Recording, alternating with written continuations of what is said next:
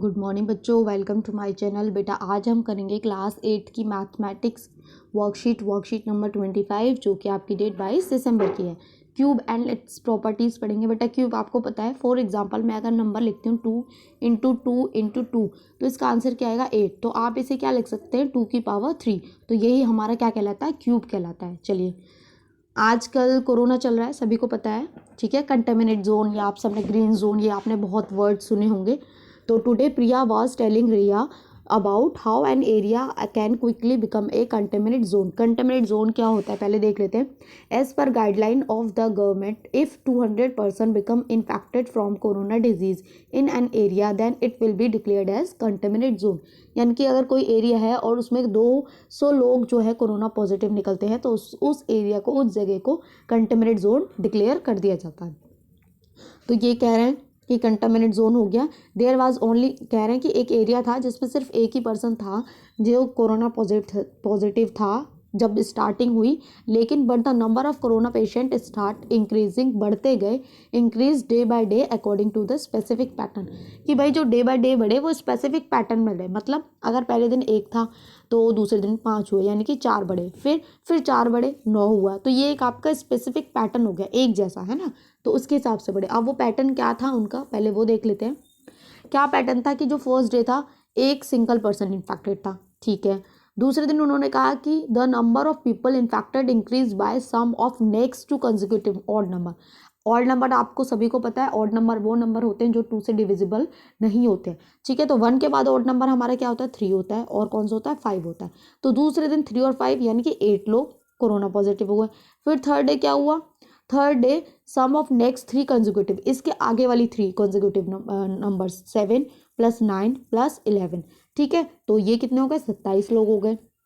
फिर fourth day क्या हुआ, इसके नेक्स्ट 4 कंसेक्यूटिव नंबर्स यानी कि 13 + 15 + 17 + 19, ऐसे ऐसे ये ऑर्डर बढ़ता गया। फिफ्थ डे फिर 5 consecutive, next 5 consecutive odd numbers हो गए।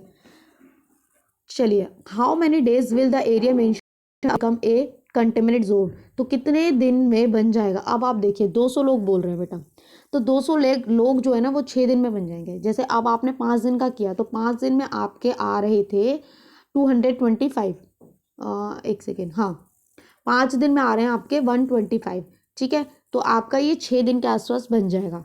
तो आप लिख देंगे 6 डेज, ठीक है।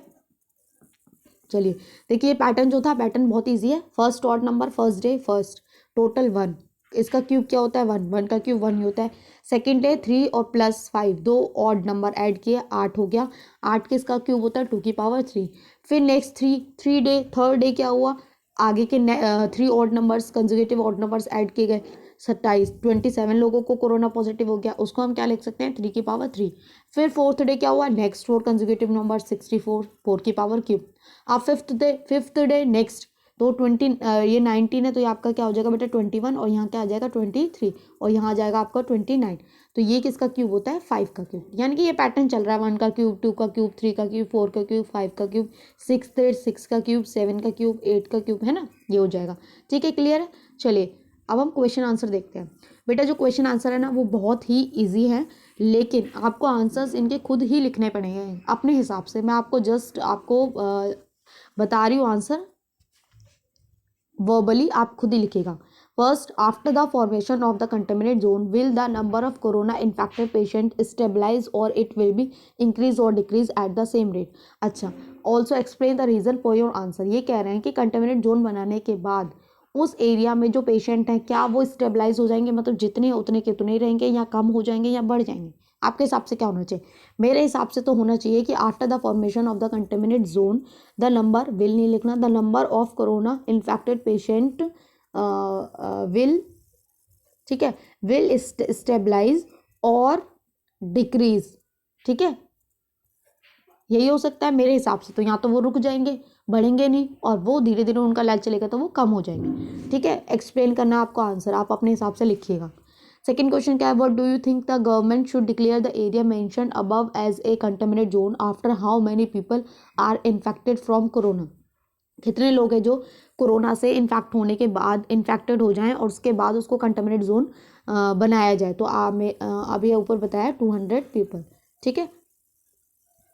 थर्ड है if the total number of people residing in the area mentioned above 3025, यानी कि इतने टोटल एरिया में लोग रहते हैं, then according to the above pattern after how many days the entire area will become corona infected. ठीक है, तो बेटा देखो जब हमारा 5 दिन था, 5 दिन में कितने लोग इन्फेक्टेड हुआ 125। ऐसे आप 6 का क्यूब करेंगे, 7 का क्यूब करेंगे, 8 का क्यूब करेंगे, जब आप 15 का क्यूब करेंगे तो 15 का जो क्यूब होगा वो 3000 कुछ आएगा, तो यानी कि अप्रोक्स 15 डेज में वो क्या होगा, कंटेमिनेट जोन हो जाएगा। ठीक है, तो आप लिखेंगे आफ्टर हाउ की जगह लिखेंगे 15। ठीक है, 15 हाउ मैनी की जगह लिखेंगे after 15 days the entire area will become corona infected. ये आपका आंसर हो जाएगा थर्ड का। फोर्थ क्या है, does the number of corona infected patient always increase according to the above mention pattern or can there be another pattern or can be number of corona patients increase without any pattern, confirm your answer. ठीक है, इन्होंने क्या कहा है कि जो corona patient हैं, infected लोग हैं, क्या सिर्फ इसी पैटर्न से बढ़ेंगे या इसी पैटर्न से कम होंगे या फिर किसी और पैटर्न से भी इंक्रीज हो सकते हैं या बिना किसी पैटर्न के भी इंक्रीज हो सकते हैं। तो भाई हमारा आंसर होना चाहिए कि number of corona infected patient always increase according to the above patient, no आएगा। ठीक है, आप लिखेंगे no the number of corona infected patient always increasing according to the above mention pattern, no नहीं बढ़ सकते ना भाई। ठीक है, पेशेंट आप यहाँ लिख लीजिएगा डज नॉट। ठीक है, does not increasing according to the above mention pattern. ठीक है, यहाँ तक आप लिख लीजिएगा। इस आपके हिसाब से क्या होना चाहिए, इट कैन बी, तो आप लिख सकते हैं it can be another pattern. ठीक है, it can be another pattern, यहाँ तक आप लिख लीजिएगा। अब पैटर्न क्या है आपके हिसाब से, ठीक है, अनदर पैटर्न हो सकता है और के बाद आप लिख सकते हैं इट कैन बी द। ठीक है, आप यहाँ तक लिख लीजिएगा। पैटर्न के बाद आप ये लाइन भी लिख लीजिएगा, और can be the number of corona patient increase without any pattern. ठीक है, विदाउट एनी पैटर्न भी हो सकता है ना। तो अब आप देखिए विदाउट एनी पैटर्न कैसे हो सकता है, ये आपको एक्सप्लेन करना है। तो आप एक्सप्लेन करने के लिए आप अपना आंसर कैसे भी लिख सकते हैं। देखिए यहाँ पे बोला गया था कि भाई फर्स्ट डे फर्स्ट हुआ, यानी कि 1 का क्यूब हुआ। दूसरे दिन ज़रूरी नहीं है ना कि 8 पेशेंट हो, हमारा हो सकता है कि भाई 7 हो। इट कैन बी 7 आप लिख सकते हैं, इट कैन बी 7 और it can be 5, it can be 4। तो क्या होगा, ये एक पर्टिकुलर पैटर्न को फॉलो नहीं करेगा। It does not follow any particular pattern. ठीक है, तो आप यही लिख दीजिएगा अपने आंसर में। तो यहाँ आपकी वर्कशीट कंप्लीट होती है। आई होप आपको अच्छे से समझ में आई हो। तो प्लीज़ चैनल को लाइक करें, सब्सक्राइब करें, कमेंट करें। Thank you.